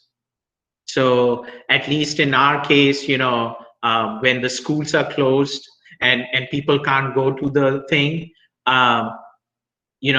America automatically assumed everybody had a Wi-Fi connection, everybody had a laptop or a computer, and that's not true. San Antonio is the most segregated city, and even though it's the 7th largest city in the country, it's one of the poorest city, and 30% of the students didn't have Wi-Fi. They didn't have even a laptop. So the first thing that's been designing is that every child was given some sort, even if it was an old computer, they were given that. But the problem of the Wi-Fi still remained. So what we are doing now is that every pole that exists, doesn't matter where it is getting a free Wi-Fi connection. Literally, people were taking their children to parking lots, and the school buses were used as mobile Wi-Fi areas. So kids were coming to parking lots, empty parking lots. If they had a laptop, luckily, they used to go to the parking lot, and that's how they used to learn. So they're redefining that. The same goes with food. I haven't shown you pictures, but on an average in San Antonio, over 10,000 people. I know it's not a lot when you think of the numbers in India and the mass migration that happened back to the villages. But for a city of 10 lakh people, every day 10,000 people line up to get free food because they don't have a means of getting food.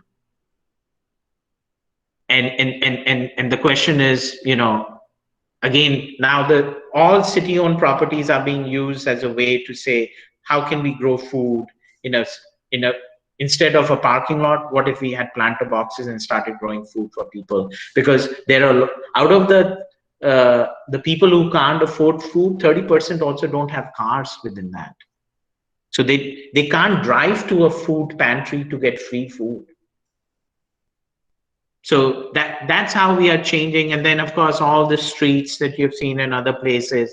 In the case of our curbs, we were already designing them to be places of play and so on and so forth. So you'll see people, reusing the streets, but now they're getting more formal. So, from 7 to 9 in the evening, the street becomes a play area because that's the only time the children can play, so on and so forth. Great. Abhyuday, your question? Hi, so thank you, sir, for that great presentation. It was very insightful. And I'm a fifth year student. I'm currently pursuing my thesis. And even I was tackling with this inclusion problem because I was designing a commercial place. And I was looking at how we can make markets more inclusive of street vendors, which we have. Because they have been an essence of our ancient markets and any bazaar literally. So whenever I try to make things equitable, and however much we try to make equitable distribution of resources, because I saw that illustration of yours where not exactly everyone needs the same amount, but they might be a different amount that is needed for different community or different strata of people. So however we try to equally distribute the resources, the bias, it always creeps in, and it's prominently through the regulating authorities. And as a result, the communities which are for which we're designing, they also drift apart because of that variation. So how do you think we can tackle this situation where the family? So how can we basically define that whatever we're doing is just and it will actually improve? Because yeah, that would be my question. So this is a running argument I have with my dad. I don't know if you guys know, but as Gurgaon was developed, in the 80s, Sector 14 was known at that point of time as having a centrally located market. And people used to come when Gurgaon was not that big in the 80s to come to the market. And of course, now the reality is, it just doesn't have the shops, but it has all the informal markets. It has the Mandi on Tuesday and on Saturday, but it also has a lot of hawkers. And every other year, my dad tells me, oh, they came and they took all the hawkers out, and it's so much nicer, it's so much cleaner. Now you can park your car, it's really nice. And then, slowly I come 3 months later, everything is back to the same thing. And so it's like a cyclical pattern, and it doesn't seem to be solving anything of, throwing the hawkers out. Because the other thing also to keep in mind, if you think about it, the hawkers are not just there and, twiddling their thumbs. There's a market out there for people to go to those hawkers. That's why they're there also, because they're selling things and people are buying things from them. And so I guess I can just recount one of the arguments I've had. I've asked, what is the problem with those hawkers that you associate with those hawkers? I guess I would ask you, what do people say is bad about those hawkers? I'm asking you the question. What do people say is bad about them?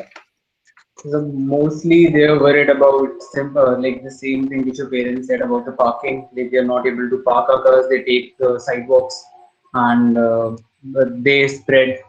They're not hygienic.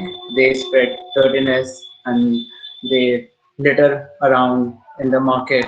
And yeah, and like I think most of the case studies which I've seen in India, for example, Lajpat Nagar or Sarojini Nagar, which is a densely populated market, that there are a lot of street vendors. People, they do not feel safe because maybe because of the high competition which is there between themselves, and they have to adopt to different tactics. They need to shout, they need to go to people and attract them for whatever reason. But I think these would be some problems which people face whenever they visit a market, which is full of street vendors or street traders.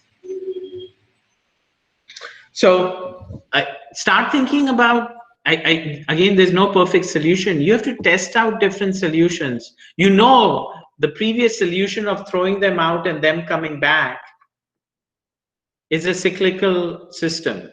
Maybe it's, so the question is, should we look for other solutions? And maybe people have already tried. So a thing about litter is a key critical problem. You know, you see litter, it affects you, for example, or it affects certain customers and it makes it unattractive. Okay, a person in a brick and mortar shop and is trying to sell something, and if they see litter that they are not responsible for, it creates a problem.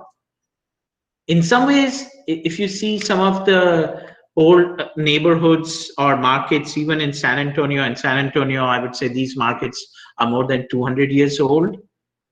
The solution was not to take out those hawkers and those shops. The solution was to have people pick the litter up. It started with once a day, then it became twice a day, then it became 4 hours, then it became, and now it's become every half hour. So what if you pick the litter every half hour? I still see outside my office, they'll be coming every 2 hours they come, because this is a more, we have shops, but a lot of it are offices. But to maintain that character, and I'm in a 80-year-old building in a historic neighborhood, to maintain that character requires a lot of investment. So what if we just started to look at the litter part and say, let's handle that we are going to pick litter up every half hour. The best malls in America, they never allow litter on the thing, because they have seen that's the number one thing. If a person is trying to buy something very expensive and they see litter, they're never going to come back. So looking at other processes, and you have to also then work with vendors too. It's not just, if they are creating problems, you have to work with them and say, this is not acceptable. But they're also basing it on a life of, I'm not defending them, but they have a very insecure future. They don't know tomorrow MCD will come and throw them out, right? So they are living at the moment.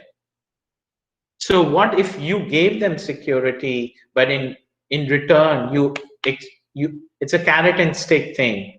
I don't know if it's going to work. I really, really don't know. But what I do know, and the only way I've learned things is when I've learned to test different ideas out. Give it 3 months, see if it works or it doesn't work. Yeah, thank you, sir. I would just, I think I got that connect regarding the territorialization of any public space, which happens which I was observing in markets, because the permanent shops, they just create a territory with 4 walls and they're allowed to sell, whereas the street vendors, they do not have a territory, they are forced or moved out. But yeah, I think I got your point, because I need to try and yeah. Thank you. Thanks a lot. Thanks, Abhyuday. So I thought Vibhuti was waiting to come in. Or Jean. It's okay. It's Please. obviously No, please. riveting and popular talk. So I'm enjoying the questions as well. And just a couple of, I loved your idea of grow what you can eat, and we've been discussing this both at the campus, and there is a lot of urban agriculture happening as well, and things are moving towards that direction. This artificial idea of potted plants that look pretty. I think food can look equity too. Yes.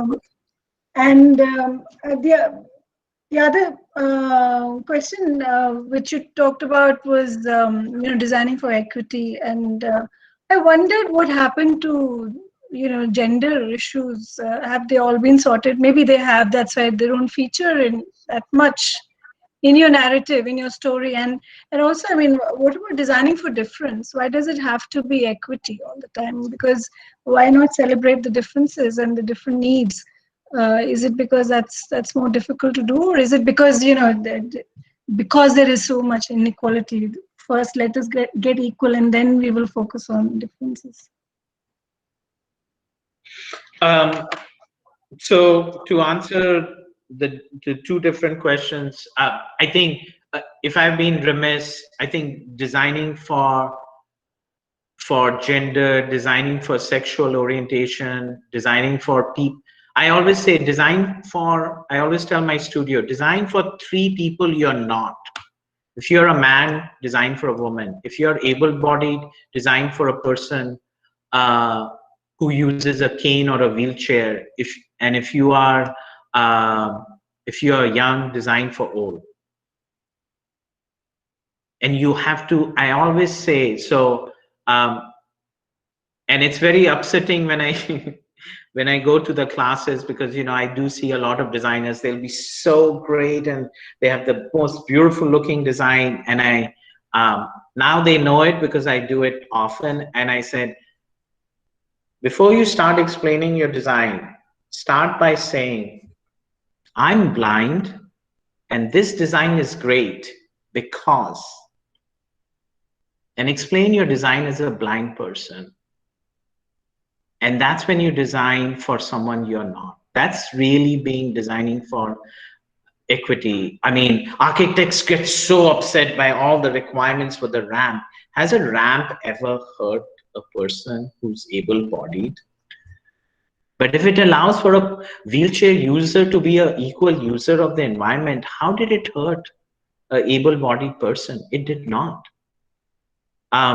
As far as designing for women is concerned, that's critical. I'll be the first to say, as an able-bodied man, I have no idea. I can only respect, I can only try to understand what a woman feels, for example, when she walks alone on a street. I can only try to understand and make sure that the environment reflects that. That not just the security, but the perceived sense of security that is needed. But I didn't want this whole argument to be hijacked by, I meant design for diversity, because, the example you kept giving was the mother with a pram and a child, and that made me think that, is the father never there with the child trying to cross? Obviously not in the popular imagination. So, so what does this then do for what is in the popular imagination, and how it actually then also colors the idea of equity? Yes. So I think these are really, I mean, interesting fronts, boundaries that you bring porosity to, which I think need to be further worked on to be, to be broken completely. I agree, and I can only poorly retell, the Supreme Court justice who passed away, and she was known as a women's right activist who broke many glass ceilings. But when she started her work, she actually fought for a lot of men, including, for example, a widower who was not getting the same benefits as a widow was. But what people took a long time to understand, what she was trying to say is not, I'm not fighting for just women's right or to make women equal. What I'm really fighting for is to say, there is no work that is only for women. There's no work only for man. There is work, period. And people of different ages and sexes can do the work based on their ability. So she was trying to break the whole barrier or the boxes that we put. And we love to put other people in boxes. That's just a human nature to do so. So, another interpretation, the Indian interpretation of your equity first, image would be, we would make a little hole where the shortest person was. We wouldn't be making different height things. We just cut out a hole and we are done. So that's how we would interpret it right here. So, yeah. So I think we are at exactly at 7:30. I don't know if you have the energy or the whatever to even go for another question, or should we? Sure. One last question. Yeah. So anybody? Runit has a question? Yeah. Come on, Runit. I also have a question. Mr. Rajat Ray, I think he wants to ask something. Okay, so over to the alumni. Go for it, Rajat. It's your day. It's not my day. I just wanted to show something. If you can see. Mukul, you remember Mr. Rajat Ray, I hope? Who can forget Rajat Ray? Can you read?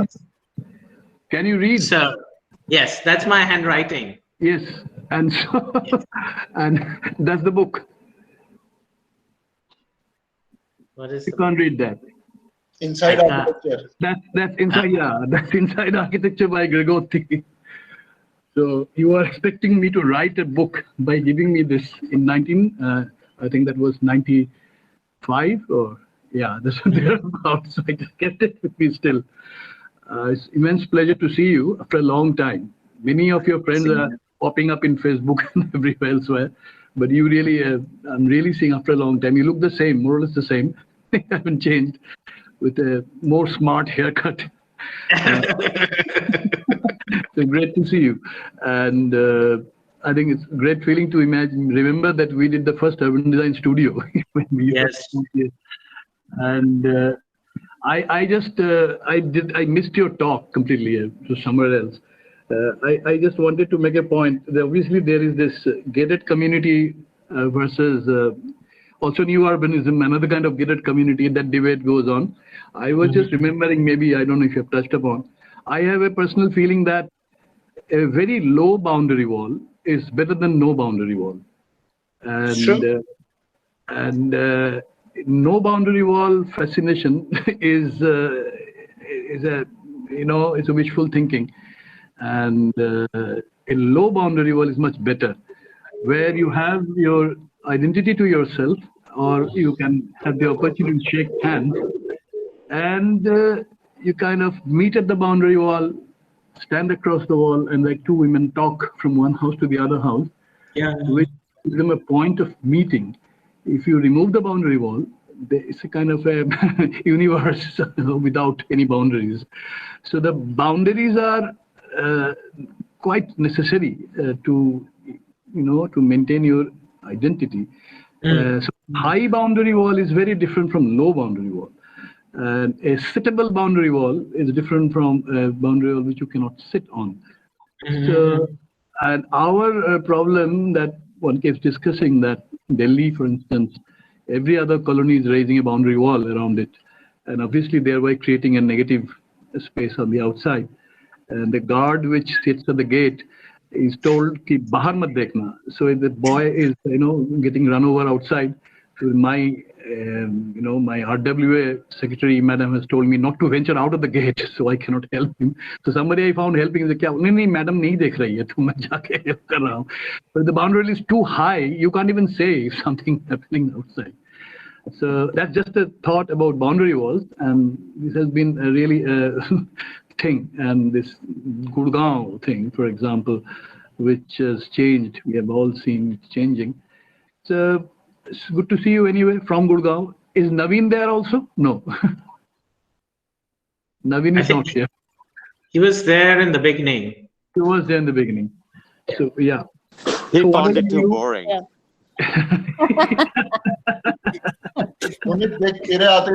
Runit, you should control yourself. Runit? Yeah. Oh, there is Sujata. Go ahead, Sujata. Oh, well, yeah. Runit, do you have anything to say? I think we should all wish Uncle Mukul happy birthday. Really? It's his birthday today? There you go, Mukul. You love this, don't you?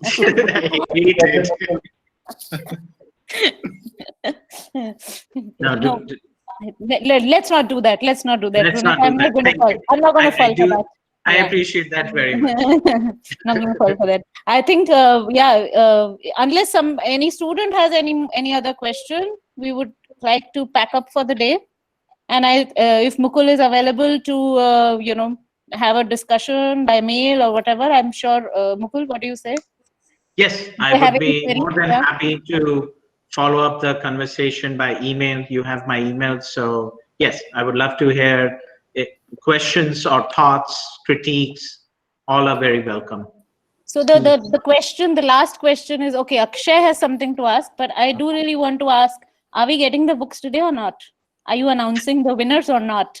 No, you guys get to select what are the three best questions, not me. You select. The books are with my parents. I did talk to my dad. They have it now. So my only request would be to someone to go to my parents' house and collect them. Ashish is taking it. Yeah. All right. Awesome. Okay. Akshay, you have some question? Let's end with you. Yeah, Hi, Akshay, go ahead. Good evening, sir. My name is Akshay Verma. I am a first-year Masters in Architecture Urban Design student. Sir, I had a question. Actually, nowadays, net zero design is a more subjective topic. So, according to you, should we consider it generally while designing our architectural buildings or urban design spaces? Like, should it be a necessity to consider? I think if you have the ability, yes. But I think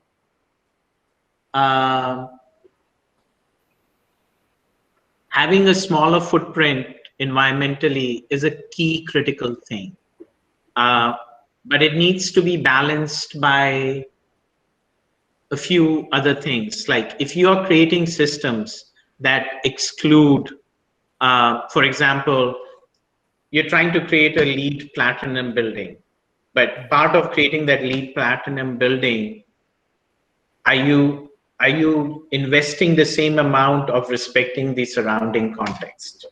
Like if you could, for example, provide a small park, you're creating you have a cultural institution or just an educational institution, you create a LEED platinum building, but you had a choice of creating a gold or a lesser LEED building and creating a community amenity like a park.